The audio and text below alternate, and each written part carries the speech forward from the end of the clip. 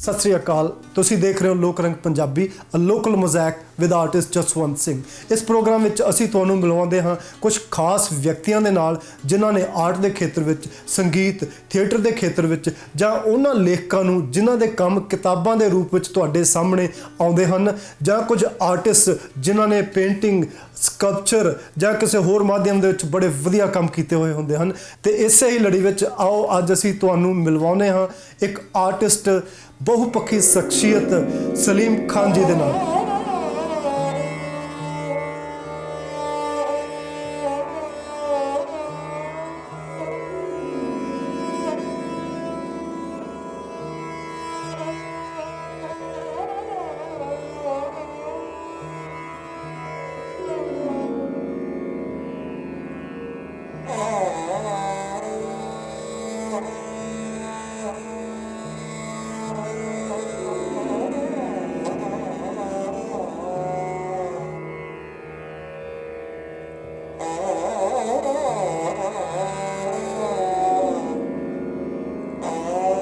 सलीम जी, तुहाडा प्रोग्राम दे विच बहुत निघा स्वागत है जी।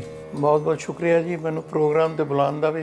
सलीम जी, सब तो पहला तुसी अपने बारे थोड़ा जिहा ब्रीफ दसोगे? मैं बेसिकली लाहौर तो हाँ जी, और बड़ी ही यंग एज दे विच मैं अपनी गवर्नमेंट की जॉब कर ली सी महकमा सारे कदीमां जिहड़ा कि आर्कियोलॉजिकल डिपार्टमेंट कहलांदा है। उहदे च खंडरात ते अजायब घर जिहड़े ने ਉਹਦੇ शामिल होंदे ने, तो उत्थे ही मैं लर्न किया सारा कुछ, और बहुत ही लर्निंग मेरी खुद ब खुद हुई। मैं अपनियां गलतियां कर करके सीखिया उत्थे। सलीम जी ने जिद्दां कि दस्सिया कि इन्हां ने अपनी शुरुआत जिहड़ी है लाहौर दे विच म्यूजियम सैटअप करन दे विच शुरू की। सलीम जी, ये जिहड़ा म्यूजियम सैटअप करना है, ਇਹਦੇ ਬਾਰੇ ਦੱਸੋ ਕਿ ਸਰਕਾਰੀ ਜੌਬ ਸੀ ਜਾਂ ਪ੍ਰਾਈਵੇਟ ਤੌਰ ਤੇ ਕੋਈ ਅਦਾਰਾ ਸੀ ਜਿਹਦੇ ਵਿੱਚ ਤੁਸੀਂ ਕੰਮ ਕੀਤਾ? ਨਹੀਂ, ਇਹ ਸੈਂਟਰਲ ਮਿਊਜ਼ੀਅਮ, ਸੈਂਟਰਲ ਗਵਰਨਮੈਂਟ ਦੀ ਜੌਬ ਸੀ ਜੀ। ਔਰ ਇੱਥੇ ਮੇਰੀ ਬੇਸਿਕਲੀ ਕੋਈ ਟ੍ਰੇਨਿੰਗ ਕਿਸੇ ਕਿਸਮ ਦੀ ਨਹੀਂ ਸੀ ਹੋਈ। ਮੈਨੂੰ ਜੌਬ ਤੇ ਰੱਖ ਕੇ ਤੇ ਉਹਨਾਂ ਨੇ ਕੰਮ ਤੇ ਲਾ ਦਿੱਤਾ ਕਿ ਜੀ ਇਹ ਕੰਮ ਕਰਨਾ ਹੈ। ਔਰ ਫਿਰ ਮੈਂ ਉਹਨੂੰ ਆਪਣੀ ਇੱਕ ਸਕਿੱਲ ਦੇ ਨਾਲ ਉਹਨੂੰ ਲਾਇਬ੍ਰੇਰੀਜ਼ ਦੇ ਵਿੱਚ ਕਿਤਾਬਾਂ 'ਚੋਂ ਪੜ੍ਹ ਕੇ ਤੇ ਉਹਨਾਂ ਨੂੰ ਡਿਜ਼ਾਈਨ ਕੀਤਾ ਮਿਊਜ਼ੀਅਮਸ ਨੂੰ। ਔਰ ਮੈਂ ਵੈਸਟ ਪਾਕਿਸਤਾਨ ਦੇ 13 ਮਿਊਜ਼ੀਅਮ ਡਿਜ਼ਾਈਨ ਕੀਤੇ, ਔਰ ਬੰਗਾਲ ਦੇ ਵਿੱਚ ਮੈਂ 4 ਮਿਊਜ਼ੀਅਮ ਡਿਜ਼ਾਈਨ ਕੀਤੇ। ਜਦੋਂ ਤੁਸੀਂ ਬੰਗਾਲ ਕਹਿ ਰਹੇ ਹੋ, ਇਹਦਾ ਤੁਸੀਂ ਥੋੜਾ ਜਿਹਾ ਹਵਾਲਾ ਦਿਓਗੇ ਕਿ ਕਿਹੜੇ ਵਾਲਾ ਬੰਗਾਲ? ਇਹ ਜਦੋਂ ਈਸਟ ਪਾਕਿਸਤਾਨ ਸੀ, ਪਾਕਿਸਤਾਨ ਦਾ ਈਸਟਰਨ ਹਿੱਸਾ ਜਦੋਂ ਸੀ, ਉਸ ਜ਼ਮਾਨੇ ਦੀ ਮੈਂ ਗੱਲ ਕਰ ਰਿਹਾ। ਮੈਨੂੰ ਵੈਸੇ ਕੈਨੇਡਾ ਆਇਆ 48 ਸਾਲ ਹੋ ਗਏ ਨੇ, ਤੇ ਉਸ ਤੋਂ ਪਹਿਲੇ ਦੀਆਂ ਗੱਲਾਂ ਨੇ ਸਾਰੀਆਂ। ਜਿੱਦਾਂ ਅਸੀਂ ਚੜ੍ਹਦਾ ਪੰਜਾਬ ਤੇ ਲਹਿੰਦਾ ਪੰਜਾਬ ਕਹਿੰਦੇ ਹਾਂ ਜੀ, ਇੱਦਾਂ ਹੀ ਕਿਸੇ ਵੇਲੇ ਚੜ੍ਹਦਾ ਪਾਕਿਸਤਾਨ ਤੇ ਲਹਿੰਦਾ ਪਾਕਿਸਤਾਨ ਹੁੰਦਾ ਸੀ। ਤੇ ਜਿਹੜਾ ਪਾਕਿਸਤਾਨ, ਜਿਹੜਾ ਕਿ ਹੁਣ ਅੱਜ ਕੱਲ੍ਹ ਬੰਗਲਾਦੇਸ਼ ਹੈ, ਉਹਦੇ ਵਿੱਚ ਵੀ ਇਹਨਾਂ ਨੇ ਮਿਊਜ਼ੀਅਮ ਸੈਟਅਪ ਕੀਤੇ ਨੇ। ਸਲੀਮ ਜੀ, ਤੁਸੀਂ ਇੱਕ ਚੀਜ਼ ਦੱਸਣਾ ਕਿ ਇਹ ਤੁਹਾਨੂੰ ਬਚਪਨ ਤੋਂ ਹੀ ਪਤਾ ਸੀ ਤੁਸੀਂ ਇਹ ਕਰਨਾ ਹੈ, ਜਾਂ ਅਚਾਨਕ ਕੁਝ ਹੋ ਗਿਆ ਔਰ ਤੁਸੀਂ ਇੱਧਰ ਤੁਰ ਪਏ? ਨਹੀਂ, ਐਕਚੁਅਲੀ ਤੇ ਜਦੋਂ ਮੈਂ ਹਾਈ ਸਕੂਲ ਪਾਸ ਕੀਤਾ ਤੇ ਮੈਂ ਨੈਸ਼ਨਲ ਕਾਲਜ ਆਫ ਆਰਟਸ ਦੇ ਵਿੱਚ ਦਾਖਲਾ ਲਿਆ, ਤੇ ਉਹਨਾਂ ਦਿਨਾਂ 'ਚ ਹੀ ਇੱਕ ਜੌਬ ਨਿਕਲੀ ਸੀ ਮਹਿਕਮਾ ਸਾਰੇ ਕਦੀਮਾਂ ਦੇ ਵਿੱਚ, ਤੇ ਐਵੇਂ ਮਜ਼ਾਕ ਹੀ ਜਿਵੇਂ ਅਪਲਾਈ ਕੀਤਾ ਤੇ ਉਹਨਾਂ ਨੇ ਮੈਨੂੰ ਹਾਇਰ ਕਰ ਲਿਆ।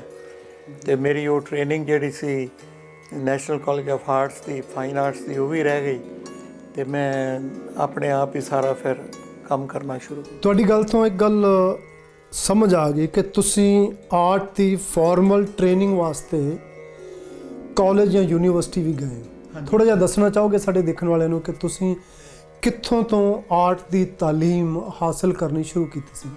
ਇਹ ਹਾਈ ਸਕੂਲ ਤੋਂ ਬਾਅਦ ਮੈਂ ਨੈਸ਼ਨਲ ਕਾਲਜ ਆਫ ਆਰਟਸ ਵਿੱਚ ਗਿਆ ਸਾਂ, ਔਰ 1.5 ਸਾਲ ਮੈਂ ਉੱਥੇ ਉਹ ਪੜ੍ਹਿਆ, ਫਾਈਨ ਆਰਟਸ ਦਾ ਕੋਰਸ ਕਰ ਰਿਹਾ ਸਾਂ। ਲੇਕਿਨ ਉਹ ਮੇਰਾ ਵਿੱਚ ਹੀ ਰਹਿ ਗਿਆ। ਮੈਨੂੰ ਜੌਬ ਮਿਲ ਗਈ ਤੇ ਮੈਂ ਦੂਸਰੇ ਸ਼ਹਿਰ ਚਲਾ ਗਿਆ ਸਾਂ। ਦੇਖੋ ਜੀ, ਬਹੁਤ ਸਾਰੇ ਲੋਕ ਇਨਕਲੂਡਿੰਗ ਮੀ, ਅਸੀਂ ਬਹੁਤ ਸਾਰੀ ਲੰਬੀ ਤਾਲੀਮ ਲੈ ਕੇ, ਬਹੁਤ ਸਾਰਾ ਪੜ੍ਹ ਕੇ ਯੂਨੀਵਰਸਿਟੀਆਂ ਦੇ ਵਿੱਚ, ਕਾਲਜਸ ਦੇ ਵਿੱਚ ਡਿਗਰੀਆਂ ਲੈ ਕੇ ਉਸ ਤੋਂ ਬਾਅਦ ਅਸੀਂ ਕੋਈ ਜੌਬ ਲੱਭਦੇ ਹਾਂ। ਤੁਸੀਂ ਬਹੁਤ ਲੱਕੀ ਹੋ ਕਿ ਤੁਸੀਂ ਜਦੋਂ ਕਾਲਜ ਵਿੱਚ ਸੀਗੇ ਉਦੋਂ ਹੀ ਤੁਹਾਨੂੰ ਜੌਬ ਮਿਲ ਗਈ, ਔਰ ਤੁਸੀਂ ਸੋਚਿਆ ਕਿ ਯਾਰ ਇਹ ਜਿਹੜਾ ਕੰਮ ਹੈ ਮੈਨੂੰ ਫੀਲਡ ਦੇ ਵਿੱਚ ਜ਼ਿਆਦਾ ਅੱਛਾ ਮੈਂ ਸਿੱਖ ਸਕਦਾ ਹਾਂ, ਔਰ ਤੁਸੀਂ ਉਹ ਜੌਬ ਜੁਆਇਨ ਕਰ ਲਈ। ਤੁਸੀਂ ਪਹਿਲਾ ਮਿਊਜ਼ੀਅਮ ਕਿਹੜਾ ਸੈਟਅਪ ਕੀਤਾ ਸੀ? ਪਹਿਲਾ ਮਿਊਜ਼ੀਅਮ ਮੈਨੂੰ 18 ਸਾਲ ਦੀ ਉਮਰ ਸੀ ਮੇਰੀ, ਉਸਲੇ ਮੈਨੂੰ ਸਿੰਧ ਦੇ ਵਿੱਚ ਇੱਕ ਜਗ੍ਹਾ ਹੈ ਮੋਹਨਜੋਦਾਰੋ, ਜਿਹੜੀ 5000 ਸਾਲ ਪੁਰਾਣੀ ਜਗ੍ਹਾ ਹੈ। ਉੱਥੇ ਇੱਕ ਨਵਾਂ ਮਿਊਜ਼ੀਅਮ ਬਣ ਰਿਹਾ ਸੀ ਜਿੱਥੇ ਉਹਨਾਂ ਨੇ ਮੈਨੂੰ ਡਿਸਪਲੇ ਵਾਸਤੇ ਘੱਲਿਆ, ਅਤੇ ਮੈਂ ਉੱਥੇ ਖੰਡਰਾਤ ਦੇ ਵਿੱਚ ਜਾ ਕੇ ਦੇਖਦਾ ਰਿਹਾ ਕਿ ਉਹ ਲੋਕ ਕਿਸ ਤਰ੍ਹਾਂ ਰਹਿੰਦੇ ਸਨ, ਕਿਸ ਤਰ੍ਹਾਂ ਦੇ ਮਕਾਨ ਸਨ ਉਹਨਾਂ ਦੇ। ਉਹ ਟੁੱਟੇ ਭੱਜੇ ਖੰਡਰਾਤ ਤੋਂ ਮੈਂ ਆਈਡੀਆ ਬਣਾ ਕੇ ਇੱਕ ਪੇਂਟਿੰਗ ਬਣਾਈ 8 ਫੁੱਟ ਬਾਈ 30 ਫੁੱਟ ਲੰਬੀ, ਜਿਹਦੇ ਵਿੱਚ ਮੈਂ ਇਹ ਸ਼ੋਅ ਕੀਤਾ ਕਿ ਜਦੋਂ ਇਹ ਆਬਾਦ ਸੀ ਉਸ ਵਕਤ 5000 ਸਾਲ ਪਹਿਲੇ ਇਹਨਾਂ ਦੀ ਲਾਈਫ ਕਿਸ ਤਰ੍ਹਾਂ ਦੀ ਸੀ। ਔਰ ਉਸ ਤੋਂ ਇਲਾਵਾ ਮੈਂ ਬਹੁਤ ਸਾਰੀਆਂ ਪੇਂਟਿੰਗਸ ਔਰ ਬਹੁਤ ਸਾਰੇ ਮਾਡਲ ਉੱਥੇ ਬਣਾਏ, ਜਿਹਦੇ ਨਾਲ ਮੈਂ ਉਹਨਾਂ ਦੀ ਤਰਜ਼ੇ ਜ਼ਿੰਦਗੀ ਜਿਹੜੀ ਹੈ ਉੱਥੇ ਜ਼ਾਹਿਰ ਕੀਤੀ। ਇਸ ਕੰਮ ਨੂੰ ਦੇਖ ਕੇ ਮੇਰੇ ਡਿਪਾਰਟਮੈਂਟ ਵਾਲੇ ਜਿਹੜੇ ਸਨ ਉਹ ਬਹੁਤ ਹੀ ਖੁਸ਼ ਸਨ, ਔਰ ਮੈਂ ਬੜਾ ਹਰ ਦਿਲ ਅਜ਼ੀਜ਼ ਮੁਲਾਜ਼ਮ ਸਾਂ ਆਪਣੇ ਡਿਪਾਰਟਮੈਂਟ ਦਾ। ਤੁਸੀਂ ਦੱਸਣਾ ਜੀ ਕਿ ਇਹ ਮਿਊਜ਼ੀਅਮ ਕਿਹੜੀ ਜਗ੍ਹਾ ਤੇ ਸੀ? ਇਹ ਸਿੰਧ ਦੇ ਵਿੱਚ ਹੈ, ਲਾੜਕਾਨਾ ਡਿਸਟ੍ਰਿਕਟ ਦੇ ਕੋਲ 20 ਮੀਲ ਦੂਰ ਹੈ ਉਹ ਜਗ੍ਹਾ ਜਿਹੜੀ ਹੈ, ਬਿਲਕੁਲ ਜੰਗਲ ਦੇ ਵਿੱਚ ਹੈ, ਲੇਕਿਨ ਹਜ਼ਾਰਾਂ ਲੋਕ ਜਿਹੜੇ ਨੇ ਹਰ ਮਹੀਨੇ ਉੱਥੇ ਜਾਂਦੇ ਨੇ ਉਸ ਮਿਊਜ਼ੀਅਮ ਨੂੰ ਦੇਖਣ। ਪਾਕਿਸਤਾਨ ਸਿੰਧ ਲੜਕਾਨਾ ਡਿਸਟ੍ਰਿਕਟ, ਉਹਦੇ ਵਿੱਚ ਇਹ ਮਿਊਜ਼ੀਅਮ ਹੈ ਜਿੱਥੇ ਇਹਨਾਂ ਨੇ ਆਪਣੀ ਪਹਿਲੀ ਜੌਬ ਸ਼ੁਰੂ ਕੀਤੀ ਔਰ ਪਹਿਲਾ ਕੰਮ ਸ਼ੁਰੂ ਕੀਤਾ, ਜਿਹਦੇ ਵਿੱਚ ਇਹਨਾਂ ਨੇ ਬਹੁਤ ਸਾਰਾ ਕੁਝ ਸਿੱਖਿਆ। ਤੁਸੀਂ ਜਿੱਦਾਂ ਮੈਂਸ਼ਨ ਕੀਤਾ ਹੈ ਕਿ ਤੁਸੀਂ ਬਹੁਤ ਵੱਡੀ ਇੱਕ ਪੇਂਟਿੰਗ ਬਣਾਈ, ਇਹਦੇ ਨਾਲ ਨਾਲ ਜੇ ਤੁਸੀਂ ਮਿਊਜ਼ੀਅਮ ਸੈਟਅਪ ਕਰ ਰਹੇ ਹੋ ਤੇ ਉੱਥੇ ਜਿਹੜੇ ਮੋਹਨਜੋਦਾੜੋ ਦੇ ਪੁਰਾਣੇ ਆਰਟੀਕਲ ਸੀਗੇ, ਉਸ ਜਗ੍ਹਾ ਦੇ ਭਾਂਡੇ, ਮੂਰਤੀਆਂ, ਹੋਰ ਸਾਰਾ ਕੁਝ, ਹੋ ਸਕਦਾ ਹੈ ਤੁਸੀਂ ਉਹਨਾਂ ਦੇ ਰੈਪਲੀਕਾ ਵੀ ਬਣਾਉਂਦੇ ਸੀ, ਕਿਉਂਕਿ ਮਿਊਜ਼ੀਅਮਾਂ ਦੇ ਵਿੱਚ ਅਕਸਰ ਰੈਪਲੀਕਾ ਬਣਦੇ ਨੇ। ਤੇ ਕੀ ਤੁਹਾਨੂੰ ਇਹੋ ਜਿਹਾ ਕੰਮ ਵੀ ਜਿਹੜਾ ਹੈਗਾ ਸਿੱਖਣਾ ਪਿਆ ਉੱਥੇ? ਹਾਂਜੀ, ਜਿਹੜਾ ਮੋਹਨਜੋਦਾਰੋ ਮਿਊਜ਼ੀਅਮ ਹੈ ਉਹਦੇ ਵਿੱਚ ਓਰੀਜਨਲ ਚੀਜ਼ਾਂ ਇਸ ਕਦਰ ਨੇ ਕਿਉਂਕਿ ਉਹ ਸਾਈਟ ਦੇ ਉੱਤੇ ਵੇ, ਤੇ ਜਿਹੜੇ ਉਸ ਸਬਜੈਕਟ ਦੇ ਮੁਤਲਕ ਨੁਮਾਇਸ਼ਾਂ ਦੂਸਰੇ ਮੁਲਕਾਂ 'ਚ ਭੇਜੀ ਦੀਆਂ ਸਨ ਜਾਂ ਦੂਸਰੇ ਸ਼ਹਿਰਾਂ ਦੇ ਵਿੱਚ, ਤੇ ਉਹਦੇ ਵਿੱਚ ਅਸੀਂ ਓਰੀਜਨਲ ਨਹੀਂ ਸਾਂ ਘੱਲ ਸਕਦੇ, ਉਹਦੇ ਵਿੱਚ ਅਸੀਂ ਉਹਦੀਆਂ ਕਾਪੀਜ਼ ਬਣਾ ਕੇ ਜਾਂ ਰੈਪਲੀਕਾਸ ਬਣਾ ਕੇ ਤੇ ਉਹ ਘੱਲਦੇ ਸਾਂ, ਔਰ ਉਹ ਵੀ ਕੰਮ ਮੈਨੂੰ ਕਰਨਾ ਪੈਂਦਾ ਸੀ। ਉਹਦੇ ਵਾਸਤੇ ਮੈਂ ਮੋਲਡਿੰਗ ਔਰ ਕਾਸਟਿੰਗ ਸਿੱਖੀ, ਔਰ ਉਹਦੇ ਨਾਲ ਮੈਂ ਉਹ ਚੀਜ਼ਾਂ ਬਣਾ ਕੇ। ਤੁਸੀਂ ਮੋਲਡਿੰਗ ਤੇ ਕਾਸਟਿੰਗ ਸਿੱਖੀ, ਬੜਾ ਇੱਕ ਖਾਸ ਪ੍ਰੋਸੈਸ ਹੁੰਦਾ ਹੈ ਮੋਲਡ ਬਣਾਉਣਾ ਕਿਸੇ ਚੀਜ਼ ਦਾ। ਤੁਸੀਂ ਪਹਿਲਾਂ ਜਿਹੜਾ ਕੋਈ ਸਟੈਚੂ ਬਣਿਆ ਹੋਇਆ ਹੈ, ਕੋਈ ਸਕਲਪਚਰ ਬਣਿਆ ਹੋਇਆ ਹੈ, ਉਸ ਦਾ ਮੋਲਡ ਬਣਾਉਣਾ, ਚਾਹੇ ਉਹ ਮੋਲਡ ਰਬਰ ਦਾ ਹੋਵੇ, ਚਾਹੇ ਉਹ ਮੋਲਡ ਪਲਾਸਟਰ ਆਫ ਪੈਰਿਸ ਦਾ ਹੋਵੇ, ਤੇ ਇਹਦੀ ਕੋਈ ਫਾਰਮਲ ਟ੍ਰੇਨਿੰਗ ਲਈ ਸੀ ਤੁਸੀਂ? ਨਹੀਂ, ਇਹ ਇੱਕ ਹੋਰ ਸਾਹਿਬ ਸਨ ਉੱਥੇ ਆਏ ਜਿਹੜੇ ਕਿ ਇਸ ਕੰਮ ਨੂੰ ਜਾਣਦੇ ਸਨ, ਤੇ ਮੈਂ 2 ਹਫ਼ਤੇ ਉਹਨਾਂ ਦੇ ਨਾਲ ਕੰਮ ਕਰਕੇ ਤੇ ਬੜੀ ਬੇਸਿਕ ਟ੍ਰੇਨਿੰਗ ਲਈ, ਔਰ ਉਸ ਤੋਂ ਬਾਅਦ ਫਿਰ ਮੈਂ ਆਪਣੀ ਸਕਿੱਲ ਨੂੰ ਖੁਦ ਹੀ ਡਿਵੈਲਪ ਕੀਤਾ ਔਰ ਸਾਰਾ ਕੰਮ। ਕੋਈ ਇੱਕ ਐਸਾ ਪੀਸ, ਕੋਈ ਐਸਾ ਸਕਲਪਚਰ ਤੁਹਾਨੂੰ ਯਾਦ ਹੋਵੇ ਜਿਹੜਾ ਤੁਸੀਂ ਪਹਿਲੀ ਵਾਰੀ ਜਿਸ ਦਾ ਮੋਲਡ ਬਣਾਇਆ ਔਰ ਉਸ ਦੇ ਰੈਪਲੀਕਾ ਬਣਾਇਆ, ਕੋਈ ਯਾਦ ਹੈ? ਹਾਂਜੀ, ਮੈਂ ਇੱਕ ਉੱਥੇ ਮੋਹਨਜੋਦਾਰੋ 'ਚ ਇੱਕ ਬੰਦੇ ਦਾ ਸਟੈਚੂ ਮਿਲਿਆ ਹੋਇਆ ਜਿਹੜਾ ਕਿ ਜਿਹਨੂੰ ਕਹਿੰਦੇ ਨੇ ਕਿੰਗ ਪ੍ਰੀਸਟ। ਉਹਦੇ ਮੁਤਲਕ ਇਹ ਵੇ ਕਿ ਇੱਥੋਂ ਦਾ ਵੀ ਕੋਈ ਬਾਦਸ਼ਾਹ ਸੀ ਜਿਹਦਾ ਉਹ ਬੁੱਤ ਬਣਿਆ ਹੋਇਆ। ਉਹ ਤਕਰੀਬਨ 8 ਇੰਚ ਹਾਈਟ 'ਚ ਉਹਦੀ ਬਸਟ ਜਿਹੜੀ ਹੈ, ਔਰ ਉਹਨੂੰ ਮੈਂ ਤਿਆਰ ਕੀਤਾ ਸੀ।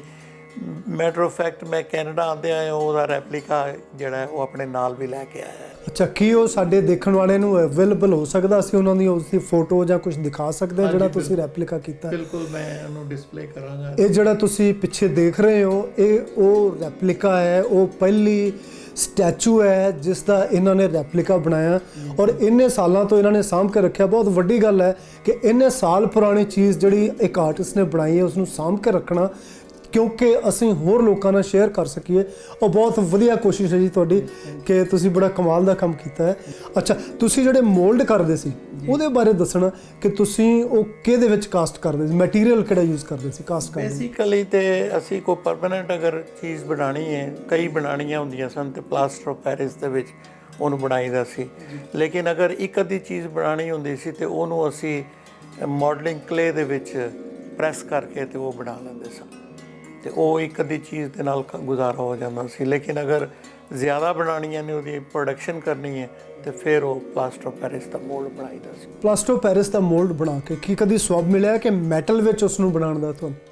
ਨਹੀਂ ਜੀ, ਉਹਨੂੰ ਕਦੀ ਮੈਟਲ ਵਿੱਚ ਨਹੀਂ ਬਣਾਇਆ, ਬਲਕਿ ਮੈਟਲ ਵਿੱਚ ਇੱਕ ਹੋਰ ਫਿਗਰ ਹੈ ਜਿਹਨੂੰ ਕਹਿੰਦੇ ਨੇ ਡਾਂਸਿੰਗ ਗਰਲ। ਇੱਕ ਲੜਕੀ ਦੀ ਕੋਈ 4-5 ਇੰਚ ਦਾ ਹਾਈਟ ਮੁਜੱਸਮਾ ਹੈ, ਉਹਦੀ ਪਲਾਸਟਰ ਆਫ ਪੈਰਿਸ ਜੇ ਅਗਰ ਕਾਸਟ ਕੱਢੋ ਨਾ ਤੇ ਉਹ ਬੜੀ ਜਲਦੀ ਟੁੱਟ ਜਾਂਦੀ ਸੀ ਤੇ ਉਹਨੂੰ ਅਸੀਂ ਮੈਟਲ ਦੇ ਵਿੱਚ ਢਲਾਈ ਕਰਵਾ ਲੈਂਦੇ ਸਾਂ ਤੇ ਉਹ ਵੀ ਮੈਂ ਤੁਹਾਨੂੰ ਦਿਖਾਣਾ ਹੁਣੇ। ਠੀਕ ਹੈ ਜੀ, ਉਹਦੀ ਤਸਵੀਰ ਆ ਰਹੀ ਇਹ ਜਿਹੜੀ ਤਸਵੀਰ ਤੁਸੀਂ ਦੇਖ ਰਹੇ ਹੈ ਇਹ ਉਹ ਮੁਜੱਸਮਾ, ਉਹ ਸਟੈਚੂ ਹੈ ਜਿਸ ਦੀ ਮੋਲਡਿੰਗ ਬਣਾ ਕੇ ਉਸ ਤੋਂ ਬਾਅਦ ਕਾਸਟ ਕੀਤਾ ਗਿਆ ਉਸ ਨੂੰ ਮੈਟਲ ਦੇ ਵਿੱਚ, ਕਿਉਂਕਿ ਉਹ ਓਰੀਜਨਲ ਪੀਸ ਜਿਹੜਾ ਹੈ ਮੈਨੂੰ ਲੱਗਦਾ ਮੈਟਲ ਵਿੱਚ ਹੀ ਹੈ। ਓਰੀਜਨਲ ਮੈਟਲ ਵਿੱਚ ਔਰ ਇੰਡੀਆ ਦੇ ਵਿੱਚ ਉਹ ਡਿਸਪਲੇ ਹੋਇਆ ਕਿਸੇ। ਅੱਛਾ, ਅੱਜ ਕੱਲ ਇੰਡੀਆ ਦੇ ਵਿੱਚ ਕਿਸੇ ਜਗ੍ਹਾ ਤੇ ਹੈਗਾ, ਕਿਉਂਕਿ ਮੋਹਨਜੋਦਾਰੋ ਦੇ ਵਿੱਚ ਇੰਨੇ ਕੁ ਸਾਰੇ ਆਰਟੀਕਲਸ ਮਿਲਦੇ ਨੇ, ਇੰਨਾ ਕੁ ਸਾਰਾ ਸਮਾਨ ਉਸ ਪੁਰਾਣੀ ਸੱਭਿਅਤਾ ਦਾ ਮਿਲਦਾ ਹੈ ਕਿ ਉੱਥੇ ਹਜ਼ਾਰਾਂ ਲੱਖਾਂ ਆਰਟੀਕਲਸ ਨੇ। ਤੁਹਾਨੂੰ ਯਾਦ ਹੋਏਗਾ ਕਿ ਉੱਥੇ ਇੱਕ ਬੁੱਲ ਬੜਾ ਮਸ਼ਹੂਰ ਹੈ ਜੀ, ਬ੍ਰਾਹਮਣੀ ਬੁੱਲ ਜਿਸ ਨੂੰ ਕਹਿੰਦੇ, ਉਹਦਾ ਇੱਕ ਛੋਟਾ ਜਿਹਾ ਸਟੈਚੂ, ਸਟੈਂਪਸ, ਉੱਥੇ ਬਹੁਤ ਸਾਰੇ ਮਿੱਟੀ ਦੇ ਭਾਂਡੇ, ਹੋਰ ਬੜਾ ਕੁਝ ਐਸਾ ਕੁਝ ਮਿਲਦਾ ਹੈ। ਹਿੰਦੁਸਤਾਨ ਦੇ ਵਿੱਚ, ਇੰਡੀਆ ਦੇ ਵਿੱਚ ਤੇ ਇੱਕ ਮੂਵੀ ਵੀ ਬਣੀ ਸੀ ਜਿਹਦੇ ਵਿੱਚ ਕਿ ਕਨਸੈਪਟ ਥੋੜਾ ਡਿਫਰੈਂਟ ਸੀ, ਤੁਹਾਨੂੰ ਪਤਾ ਹੋਏਗਾ, ਮੋਹਨਜੋਦਾਰੋ, ਔਰ ਉਸ ਤੋਂ ਤੁਹਾਨੂੰ ਅੰਦਾਜ਼ਾ ਲੱਗ ਸਕਦਾ ਹੈ ਕਿ ਕਿਹੋ ਜਿਹੀ ਸੱਭਿਅਤਾ ਹੋਏਗੀ। ਥੋੜਾ ਜਿਹਾ ਉਹਨਾਂ ਦੱਸਣ ਦੀ ਕੋਸ਼ਿਸ਼ ਕੀਤੀ ਹੈ ਔਰ ਉਹ ਸਾਰੀ ਸੱਭਿਅਤਾ ਨੂੰ ਰਿਵਾਈਵ ਕਰਨ ਵਾਲੇ, ਲੋਕਾਂ ਨੂੰ ਦਿਖਾਉਣ ਵਾਲੇ, ਉਹ ਸਾਰੀ ਟੁੱਟ ਭੱਜ ਜਿਹੜੀ ਸੱਭਿਅਤਾ ਵਿਨਾਸ਼ ਹੋ ਚੁੱਕਿਆ ਸੀ ਜਿਸ ਦਾ, ਉਹਨੂੰ ਜੋੜ ਤੋੜ ਕੇ ਇਹਨਾਂ ਨੇ ਲੋਕਾਂ ਨੂੰ ਦਿਖਾਉਣ ਤੱਕ ਦਾ ਜਿਹੜਾ ਸਫ਼ਰ ਸੀ ਇਹਨਾਂ ਦਾ, ਉਹਦੇ ਬਾਰੇ ਅਸੀਂ ਗੱਲ ਕਰ ਰਹੇ ਸੀ। ਹੁਣ ਅੱਗੇ ਅਸੀਂ ਗੱਲ ਕਰਾਂਗੇ ਇਹਨਾਂ ਦੇ ਆਰਟ ਦੇ ਸਫ਼ਰ ਦੀ, ਪੇਂਟਿੰਗ ਦੇ ਸਫ਼ਰ ਦੀ, ਲੇਕਿਨ ਇੱਕ ਛੋਟੀ ਜਿਹੀ ਬ੍ਰੇਕ ਤੋਂ ਬਾਅਦ। ਬਣੇ ਰਹਿਣਾ ਸਾਡੇ ਨਾਲ।